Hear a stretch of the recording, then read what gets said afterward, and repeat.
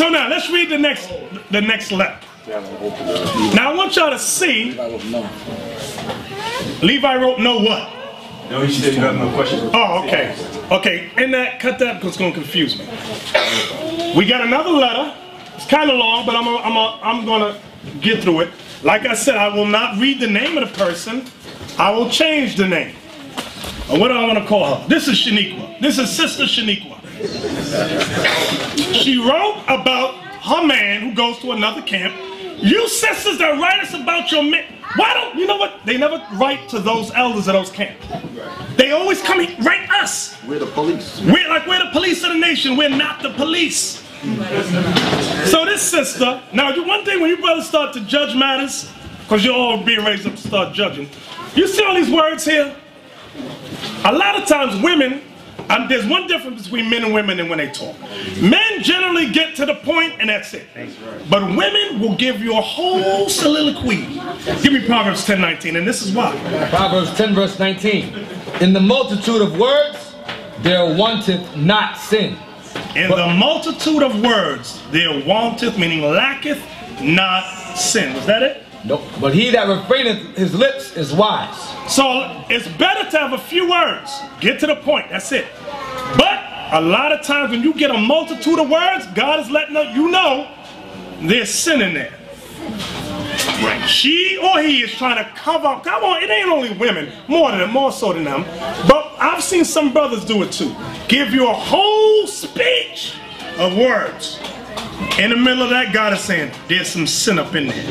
They try to confuse you with the BS. Yes. That's a little BS. Yes. Does that also go into reading in between the lines of Esau's contracts? Yes. Read between the lines of Esau's contracts. Yes. A lot of words. Now I'm going to read the letter. Now, right, read the fine print first. Now, the sister was telling me about Shaniqua. This is Shaniqua. Sister Shaniqua. I'll just start. I'll start here. It says, being a single mom, I have no choice. No, let me start. The situation that I happen to be in is that I'm independent because I have to be. Being a single mom, I have no choice. I have my own, and I'm aware of what I have, and I'm thankful and humble. I know having things is not what's important. What's important is knowing the truth and walking that spiritual walk. I'm going to pause there. Notice the first thing she did. What's the first thing she did? She made it clear that she was an independent woman. Right. She's independent. And she has to be. Right. She flattered herself. That's the first thing. So that's the let you know when you read a letter like this. I don't need no man. I don't need no man. I got this. I got this. You ain't got nothing to tell me. You Right. can't teach me, you can't do nothing. Now, I'm going to read on. I watched the video of him. This is her man she's talking about. I watched the video of him preaching, and we started talking through email. That email means what? No. Email means what? Facebook. That's the email. Because you ain't just going to start. No, Facebook. That's the downfall of the black Latin woman right there. Facebook. She's always on it. The woman is on. I must visit Facebook maybe once a week at the most, if that much. But some sisters, you see them on it. And guess what? And check out their photos.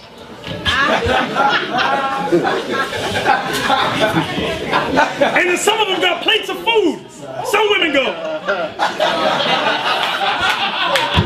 Watch that spirit.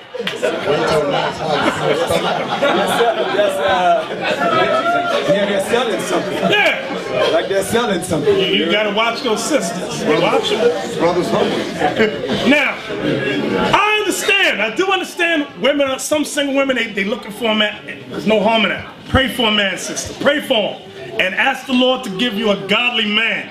Because you showing all your pictures and your cooking skills, 9 times out of 10 you ain't getting a godly man. Because a godly man generally is not surfing Facebook. Yes, right. Sorry, I just got to tell you. I'm going to read on now.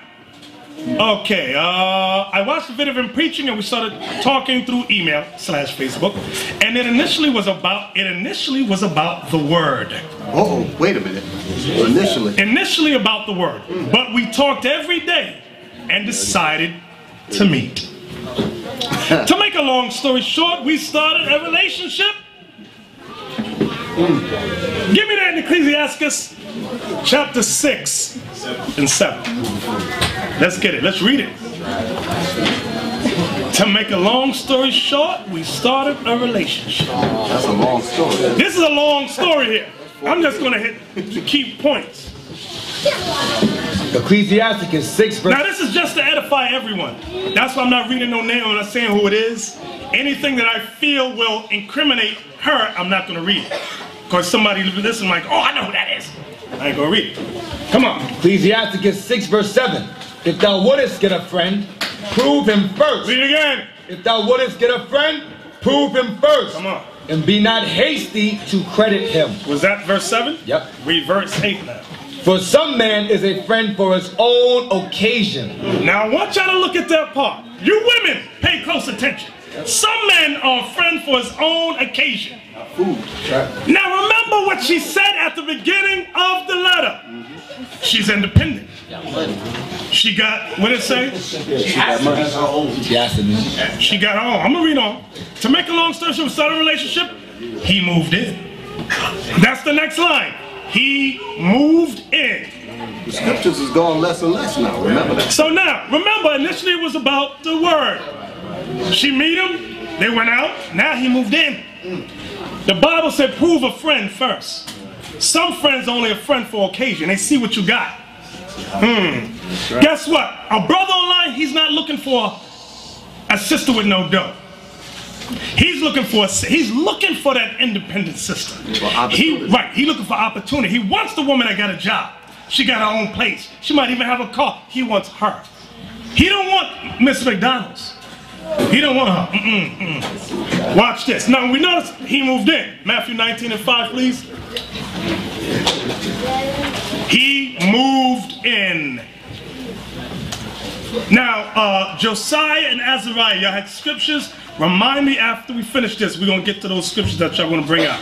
To the precepts, right? Don't forget. You didn't have none? You just making a point?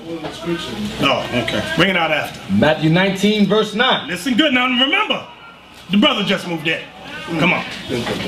Not verse 9. Matthew 19 and 5. Oh, verse 5. And said, for this cause shall a man leave father and mother, and shall cleave to his wife. Wait a minute. What does that mean? Abiel. Only wait, not Abiel. I'm tired of the same hands. Zekai. Yeah, which means he's gonna go out to his own place, and then he's gonna have the woman come in. Thank you. He gonna go out, get his own place, then have the woman cleave to him. I'm gonna read this part again.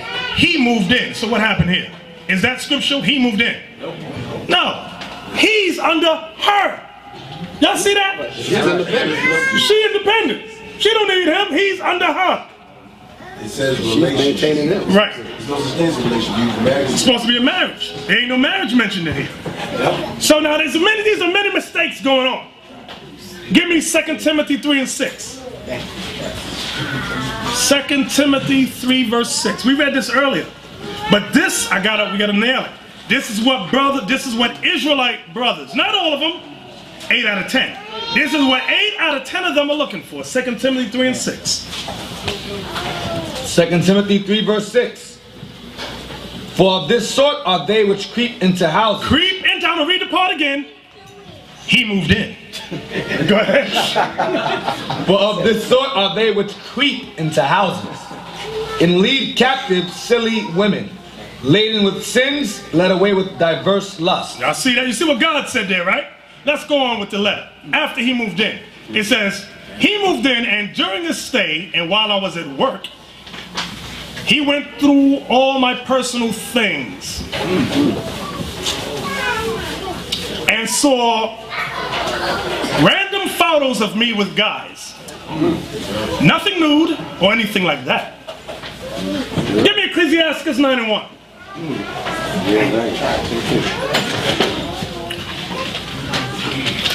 Ecclesiasticus 9 verse... Now, who's married in here? Who's married in here? You brothers, only you brothers respond to this. You in your wife's stuff, and she got pictures of her exes. What is the mentality there? Abhorrent. How do you feel? You mad as hell. Woman, why are you holding on to this stuff? And sisters, you going through your husband's stuff. He got pictures of all these chicks that he used to bang in the past. What the hell is this? It don't make no sense. That just means she's not a new creature in Christ. Exactly. You got that? Ecclesiasticus 9 verse 1. Be not jealous over the wife of thy bosom, and teach her not an evil lesson against thyself. Okay. So now, remember the initial thing was jealousy. Okay? But there got to be some discipline in there. Get rid of the old photos. Okay? Get rid of them. Now, I'm going to read on. My point is those pictures are over 10 years old. I could care less about them, and they can be thrown away. Can be. Can be. He just assumes I'm a fast woman. Whether I was or not, I'm no longer the girl I was 10 years ago. Let me jump down. It's a whole lot up in here. It says, I have never disrespected him in every aspect of the word. Never stepped out on him. I hadn't given him any reason for him to think I did anything. I have a few male friends, and they would not be my friends if they wanted anything different than a friendship. Let's pause there. Anybody got a clue? Anybody? Zekiah saying something in the back. Go ahead. Well, she's talking about mail. Now I'm making a joke. She's talking about mail. I said they better work at the post office. You funny, bro. I want some new hands. Josiah.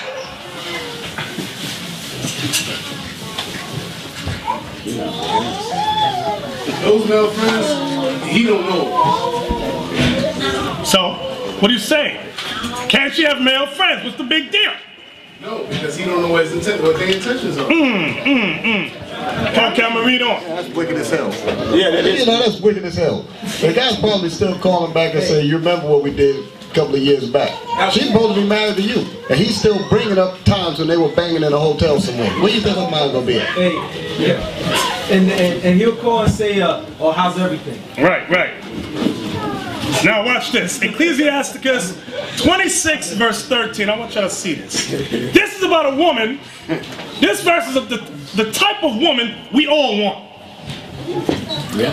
Ecclesiasticus 26 verse 13.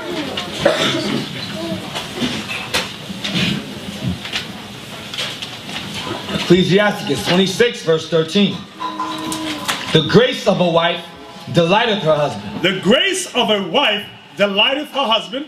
And her discretion. And her discretion will fatten his bones. Who can help me with discretion?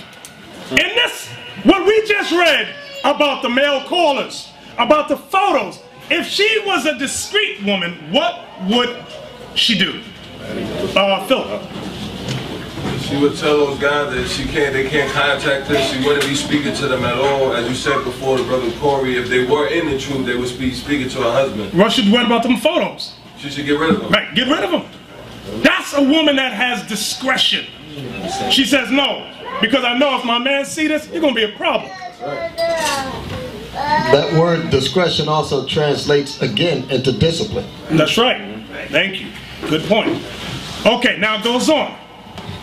He told me about his past 2 marriages and his last one. The wife left with no explanation and left him in an empty house with nothing. He was pretty much homeless. Let's start there. That sums it up. Apart. He has a pattern of history of depending on women. He just moves in and she left because she was tired of freeloading. What would make a woman bounce without saying hi, bye, or no? Shit like what's that movie with the white woman that was getting beat up? See, remember she just bounced. She planned her own death and was out. What would make a woman? I'm gonna read it again. He told me about his past 2 marriages and his last one. The wife left with no explanation and left him in an empty house with nothing. He's been homeless ever since. So now Parham brought out a good point. Flag number one, flags is waving. Flags is, whoa, whistles is blowing. I'm thinking something. Flag number one, he has a dependency upon women. He looks for women with stuff. What's number two? Hananiah. That chapter above, 25 and 22, when she maintained him, she's full of anger. She's full of anger and reproach. She tried to take care of him. Okay, right. Let's get that scripture. One reason why the woman bounced with no explanation, like Hananiah said, she got sick of his stuff. I've been taking care of you all this time, paying the light bill, the gas bill, the car note, the rent, and all you do. Find your job. She was probably independent. Right. The one that left. Exactly. Let's read this. Here it comes. Ecclesiasticus 25, verse 22. A woman, if she maintain her husband, is full of anger, impudence, and much reproach. That's what God says. So now that explains why this woman did this. I'm going to read it again. The wife left with no explanation and left him in an empty house with nothing. He's been pretty much homeless since. Give me Proverbs 11:29. Proverbs 11:29. Now this letter, you women, like I say, they always get the short end of the stick being simple. Yes, Josiah. In that specific scenario, I can guarantee you that they have a history of almost violence or domestic dispute when she probably asked him to get out. Right. And because I've heard the story before that women say, if you don't leave, I'll leave. Right. They can't physically, he has like squatters' rights. He stays up in there for a certain amount of time and he knows she can't kick him out. Right. A dude, you women, I hope you heard what he said. If you let a man stay up in your crib, there's squatters' rights. You can't throw that clown out. He getting mail there, he lived there. 30 days? 30 days. Be warned, black woman, Latin woman, the suckers of Israel. Come on. Proverbs 11, verse 29. He that troubleth his own house, he that troubleth his own house, shall inherit the wind. Shall inherit the wind. I'm going to read that bottom part again. Left him in an empty house with nothing. Now get Ecclesiastes 27:3. Ecclesiasticus 27, verse 3. Unless a man hold himself diligently in the fear of the Lord, his house shall soon be overthrown. See that? Unless you hold yourself diligently in the fear of the Lord, your house shall be overthrown. You meaning you left with nothing. Proverbs 11:29, you inherit the wind. You got nothing. That's all you got. I'm going to read on now. He has been pretty much homeless since. Watch this. He doesn't work and doesn't want to work for an Edomite. And I understand him for the most part. Let's stop there. You understand it. And she understands. He doesn't work and doesn't want to work for an Edomite. And I understand him for the most part. She don't know what she did. So, this is what women do. Why you think this woman, because she knew he didn't have a job when she met him, why she let him in the house? Nobody know? He was laying it down. He was knocking boots. She wanted Rod. She wanted Rod. That was it. But like I tell you women, after a while, in the beginning the sex is good, it's hot, it's passionate, you sweating, you shaking. After a while, reality sets in. Now you laying in bed looking around. Mailman come. Mailman come. The bills is piling up. Bills be this big, then this big. Bill, and she busting up about to pay the, man, what you gonna do for me? But I lay it down, girl, I lay it, Now about the work thing. 2 Thessalonians 3:10. We're going to get to the point. I'm going to read it again in case we forgot what he said. He doesn't work and doesn't want to work for an Edomite. And I understand him for the most part. So who does she work for? I know. You read this. You know what she worked for. I ain't gonna say what she worked for because Mike. All right. 2 Thessalonians 3:10, just to the point. What I meant was, does she work for the East? She says she understands it. She worked for Esau. She works for Esau. That's what my point is. Yes, she So worked for Esau. there's something else behind it. Watch this. Come on. 2 Thessalonians 3 verse 10. For even when we were with you, this we commanded you, that if any would not work, neither should he eat. Okay. He doesn't work and doesn't want to work for an Edomite. Okay, he doesn't work for Esau. Deuteronomy 28:48, please. That's a hit bingo right there. Oh my God. That's right. That's an excuse. And believe it, brothers, this is not the only brother that's doing this. Right, this letter is generic. This is a generic letter, right? Right, this letter is generic and it's common throughout almost all of Israel. That's right. Okay, so there's 1,000 names attached to this. That's right. Deuteronomy 28 verse 48. Therefore shalt thou serve thine enemies, which the Lord shall send against thee, in hunger, and in thirst, and in nakedness, and in want of all things. And he shall put a yoke of iron upon thy neck until he have destroyed thee. The Bible says, God says, we must serve this man for the want of what? Some things? All things. All things. Guess what? Even if you're an entrepreneur, give me that Luke chapter 5, verse 7 through 10. Because guess what? You don't want to work directly for Esau. You want your own business? That's good. That's fine. But at the end of the day, you paying Esau some taxes. Yes, sir. You ain't escaping this man. Yes, sir. Luke 5, verse 7 to 10. Let's read about our fathers.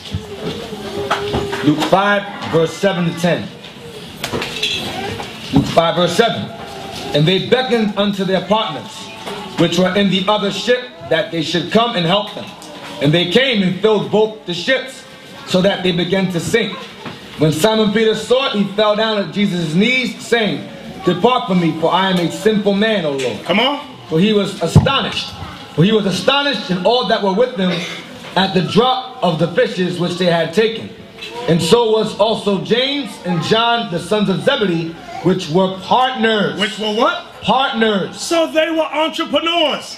They had, these brothers were fishermen. They had their own business. And guess what? They still had to pay their own taxes. So if you brothers want your own business, that's good. That's applaudable. You got that skill, that know-how. Do that. Ain't nobody saying don't do it. In fact, we encourage that. Okay? So now, let's get back to the letter. Now give me Ecclesiastes 22:1. This is what these women get. This is what these women get on Facebook. And she ain't gonna realize it until after the sex wears down. Unless you make your own money, you're working for the people whose face is on the dollar. That's right. Period. So that's stupid.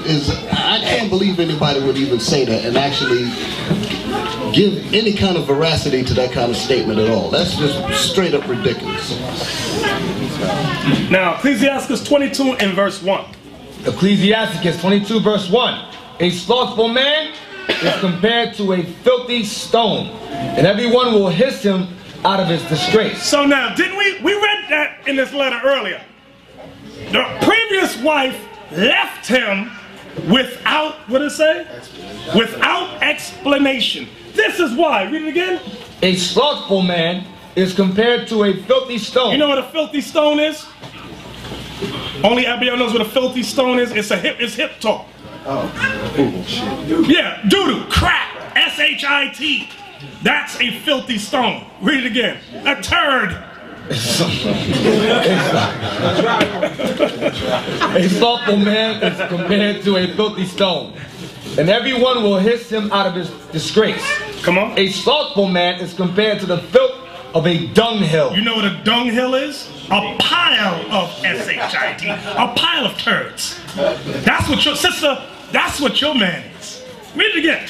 A slothful man is compared to the filth of a dunghill, Every man that takes it up will shake his hand. You accidentally touch that, you gonna shake your hand. That's what the woman did. How'd I touch you, you piece of... Dumb. Dumb? You don't have the same force. Yeah, don't. They actually said that. Right. So you piece of SH. Now, watch this. I'm gonna jump down. Although, it's okay. At the same time, he wants me to be his wife and take care of me. Let's pause there.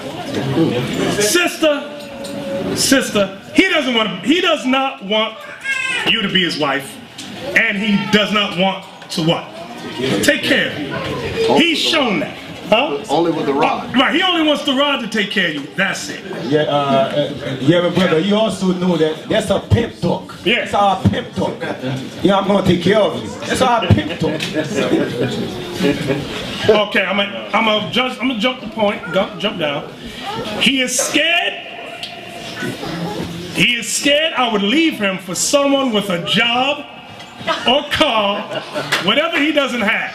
I've tried to reassure him that all these things are not important to me. She full of crap. I'm gonna tell you that straight. And the brother, you know why the brother thinks she's gonna leave for a brother with a job or a car? That's what the other women did. They bounced her away from that relationship. Yeah. I think the situation is that she hasn't gotten up to the level of the predecessors. The previous women. Exactly. Right. She ain't got to that point yet. But she's getting there. She put her foot in her mouth when she said that he didn't want to work for Esau. She understands that. And she understands that the Lord was up babbling about in the beginning. It's for nothing. It goes on. I fell in love with this man. And our intentions are to be together. But it's gotten very bad. The rod. He stays up all night and acts really paranoid. He has borrowed a gun and walks around as if something is supposed to happen. Nobody seen that wrong here? Okay, watch this. Funny now. Watch this. When he preaches, it's very enlightening. I'm gonna read it again. So this ain't a member in one of the congregations. This is somebody y'all see online. When he preaches, it's very enlightening, and I love it. And I'm learning the truth, and that's what I need in a husband. I love this man so much, I want to be with him. I asked my daughter if she wanted him to be her daddy. She said no. I asked her why, and she said to me, because he makes you cry, mommy. I'll end that one there.